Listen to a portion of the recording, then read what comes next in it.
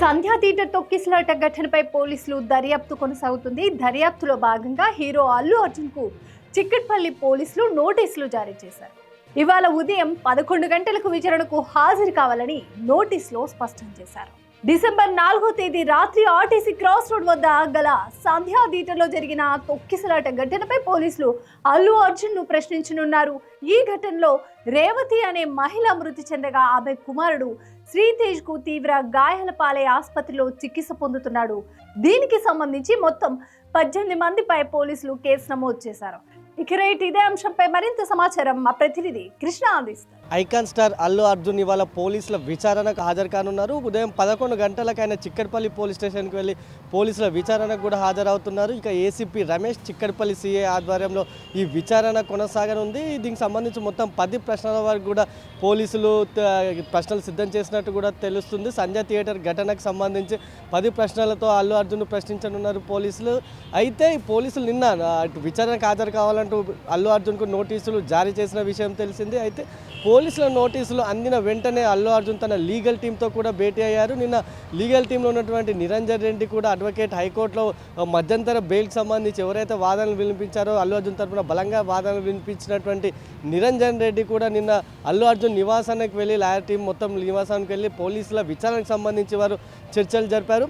పోలీసులకు సంబంధించిన ప్రశ్నలు, అదేవిధంగా ఎటువంటి సమాధానాలు ఇవ్వాలి, ఏ విధమైన ప్రశ్నలు అడుగుతారనే విషయాలపై వీరంతా చర్చించినట్లు కూడా మనకు తెలుస్తుంది. ఒక్కసారి కేసుకు సంబంధించి చూస్తే డిసెంబర్ 4న రాత్రి అల్లు అర్జున్ సంధ్యా థియేటర్కి వెళ్ళారు. ఈ సమయంలో అక్కడ తొక్కిసలాట జరిగింది. ఈ తొక్కిసలాటలో రేవతి అనే మహిళ మృతి చెందగా ఆమె కొడుకు అయినటువంటి శ్రీతేజ్ తీవ్రంగా గాయపడ్డాడు. ఇప్పటికి ప్రస్తుతం అతను కిమ్స్ ఆసుపత్రిలో చికిత్స పొందుతున్నాడు. ఇక ప్రస్తుతం అతడి ఆరోగ్య పరిస్థితి నిలకడగా ఉన్నట్లు కూడా వైద్యులు తెలిపారు. అయితే దీనికి సంబంధించి పోలీసులు కేసు నమోదు చేసుకుని డిసెంబర్ 13న అల్లు అర్జున్ను అరెస్ట్ చేశారు. అదే రోజు నాంపల్లి కోర్టులో ప్రవేశపెట్టగా అటు కోర్టు 14 రోజుల రిమాండ్ కూడా విధించింది. అయితే అదే రోజు సాయంత్రం హైకోర్టు అల్లు అర్జున్కు మధ్యంతర బెయిల్ ఇవ్వడంతో ఆయన ఆ రోజు మరుసటి రోజు జైలు నుంచి విడుదలయ్యారు. ఇక అప్పటి నుంచి ప్రస్తుతం అతడు మధ్యంతర బెయిల్పై ఉన్నాడు. దీనికి సంబంధించి 4 వారాల పాటు ఆయనకు మధ్యంతర బెయిల్ ఇచ్చింది.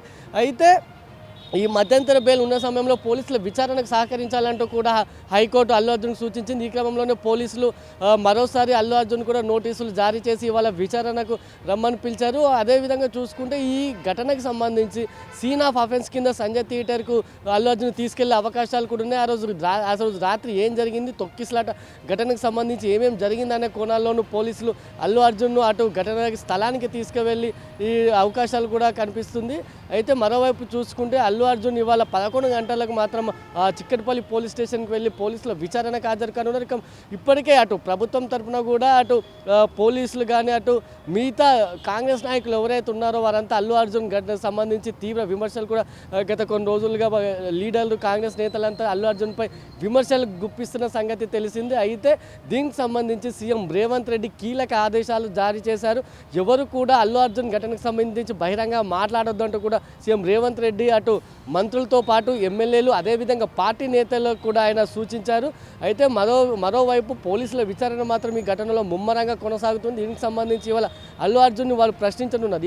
ఈ అల్లు అర్జున్ విచారణ తర్వాత ఆయన చెప్పే సమాధానాల ఆధారంగా పోలీసులు ఒక నివేదిక సిద్ధం చేయనున్నారు. దాని ఆధారంగా వారు ఈ కేసులో ముందుకు వెళ్ళనున్నారు. మరోవైపు అటు శ్రీతేజ్ ఎవరైతే ఆ మహిళ చనిపోయిందో ఆ మహిళ కొడుకు శ్రీతేజ్ ప్రస్తుతం కిమ్స్ ఆసుపత్రిలో చికిత్స పొందుతున్నారు. నిన్న దీనికి సంబంధించి అటు నిర్మాతలు కూడా 50 లక్షల చెక్కును మంత్రి కోమటిరెడ్డితో కలిసి 50 లక్షల చెక్కును కూడా అందజేశారు. అంతకంటే ముందు మంత్రి కోమటిరెడ్డి 25 లక్షల చెక్కును వారి తండ్రికి కూడా అందజేశారు.